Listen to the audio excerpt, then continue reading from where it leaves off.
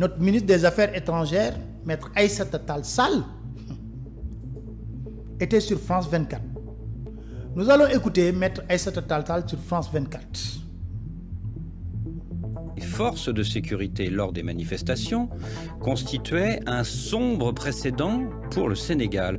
Est-ce que vous entendez cette grave mise en cause? Est-ce que vous la prenez au sérieux? Il a raison et il a tort. Il a raison quand il dit que ça peut être un sombre précédent. Vous savez pourquoi? Parce que le Sénégal est un pays respectueux des droits de l'homme. Parce que personne, ni lui, encore nous en premier, n'a jamais souhaité qu'au Sénégal, on puisse utiliser des balles réelles pour tirer sur des manifestants. Mais quand les forces de l'ordre, comme je l'ai dit, elles sont agressées, quand elles-mêmes elles sont victimes de la violence, quand elles sont en état de légitime défense, que doivent-elles faire? Voilà.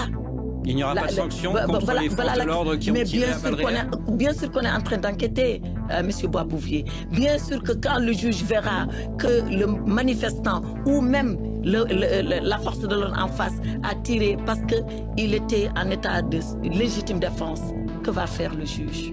Voilà. Donc tout ça nous amène encore à l'enquête qui a été ouverte. Alors, en écoutant Aïssata Tall Sall sur France 24, les Sénégalais ont eu des aveux de manière officielle, car elle est une voix autorisée, les ministres des Affaires étrangères du Sénégal, sur un plateau d'une chaîne internationale, France 24. Elle reconnaît que ce sont les forces de défense et de sécurité qui ont tiré des balles réelles sur les manifestants sénégalais, qui n'étaient pas armés. Il n'existe pas un seul manifestant qui a été arrêté avec des armes. Donc, elle reconnaît que les forces de défense et de sécurité ont tiré des balles réelles, même si tous les Sénégalais savent que ce qu'ils visent en réalité, c'est de couvrir leurs milices armées qui ont tué impunément avec la complicité, parce qu'ils n'ont jamais été arrêtés. Vous allez vous montrer la vidéo après. Alors, elle parle de légitime défense. Mais c'est jeter même l'opprobre sur nos forces de défense et de sécurité. Quand même, le Sénégal a été sur beaucoup de théâtres d'opération dans le monde, sous la bannière de l'ONU. Aujourd'hui, nous dire que les forces de défense et de sécurité sénégalaises ont tiré des balles réelles sur des manifestants qui n'avaient rien d'autre que des pierres, mais c'est disproportionné. L'utilisation de la force létale est soumise à des règles bien définies, à des lois de notre pays, mais aussi à des conventions sur le plan international. C'est abominable d'entendre un ministre des Affaires étrangères tenir ces contre-vérités. Ils ont tiré, c'est bien. Plus loin, elle dit que nous allons ouvrir une enquête. Autrement dit, même nous y croyons même pas. Il n'y aura jamais d'enquête par rapport à ça. Jamais nous ne le ferons. C'est la culture de l'impunité au Sénégal. C'est ça la triste réalité. Alors, je vais vous montrer une vidéo des nervis qui travaillent tranquillement avec les forces de défense et de sécurité, et de ces nervis qui sont lourdement armés. Des armes de guerre qui tuent. Et d'ailleurs, ça fait rire parce que c'est sur le même plateau de France 24 où on a démontré les mensonges dans la communication de l'État dans Info Intox. Mais regardons cette vidéo des nervis.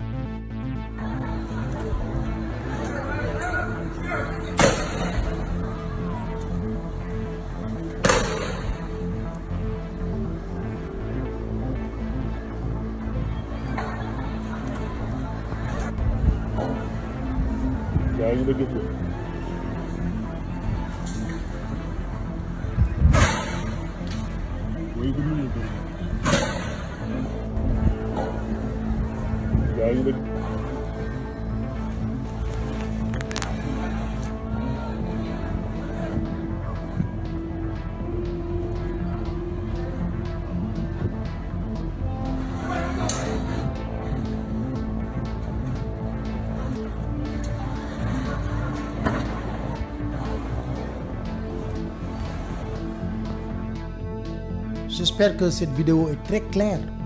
Vous voyez ces nervis qui ont été protégés par l'État du Sénégal. Et ces nervis quittaient le siège du parti présidentiel pour aller tuer des manifestants. Que je sache, aucun policier n'a été tué par ces forces obscures. D'ailleurs, depuis 2021, ils nous parlent de forces obscures. Et tout le monde sait que nos services de renseignement, nos forces de défense et de sécurité sont ultra professionnels dans l'exercice de leur travail. Mais diantre, ils ne peuvent pas arrêter ces forces obscures jusqu'à présent. Et ces forces obscures ne tuent que des manifestants.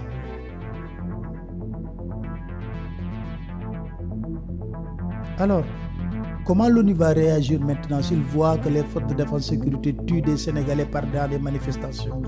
Est-ce que l'ONU va continuer à les inviter dans de grands théâtres d'opération?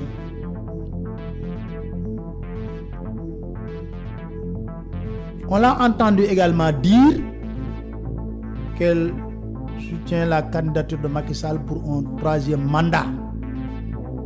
Mais je vais vous diffuser la vidéo de la même personne, Aïssata Tall Sall, qui nous disait en 2016, lors du référendum où Macky Sall lui-même s'engageait à régler le problème des mandats, disait clairement aux Sénégalais que j'ai mis 6 milliards dans ce référendum pour permettre aux Sénégalais de régler définitivement la question du mandat. Parce que, avant qu'il n'accède au pouvoir, il y a eu 11 morts. Un jeune et plus symbolique, Mamadou Diop, est décédé lors des manifestations à la place de l'Obélisque. Mais Aïssata Tall Sall nous disait le contraire de ce qu'elle défend aujourd'hui. Écoutons Aïssata Tall Sall. Bien évidemment que je vote et ferai appeler à voter non au référendum du 20 mars 2016. Et j'en donne les raisons. Les raisons, elles sont au nombre de 4. Il y a une raison éthique et morale, il y a une raison juridique, il y a une raison politique et il y a enfin une raison économique et sociale. De mon point de vue, ce référendum s'adosse à un reniement. Celui du président de la République qui avait annoncé Urbi et Orbi qu'il ne ferait qu'un mandat de 5 ans. Et ça, c'était sa parole. Je me demande quand est-ce que les Sénégalais vont arrêter de poser des débats nocifs. Et voilà que les gens agitent l'idée d'un 3e mandat que pourrait effectuer le président. Mais écoutez lui-même pas, vous n'avez pas écouté le président Macky Sall. Son premier mandat, il était de 5 ans. C'est lui qui avait dit qu'il ferait 5 ans. Mais il était de 7 ans, le premier mandat. Il était de 7 ans. Maintenant, ce mandat-là, il est de 5 ans. C'est le dernier. Lui-même l'a dit et l'a répété. Mais je ne vois pas, en jouant sur des attendus et des virgules et un texte mal écrit de la Constitution, là, ce n'est pas le cas. La Constitution, pour moi, elle est claire. Ce qu'il faut interdire, c'est l'apologie de la transhumance. Et moi, ma façon de penser, c'est que la transhumance, il nous appartient, nous, politiques, de la combattre par des principes, par notre posture, par notre attitude et par nos idées. On aura beau légiférer, si le moral des politiques, c'est de transhumer, eh bien, on vaincra difficilement. Un caméléon, il est si versatile dans ses prises de position, dénué de valeur, et que les raisons de son revirement sont beaucoup plus sournoises, mais démontrent l'absence de valeur dans la conduite politique. Aujourd'hui, au Sénégal, on met beaucoup en avant une réalité que nous ignorons. Au temps de Senghor, au temps de Diouf, au temps de Wade. Et c'est bien dommage.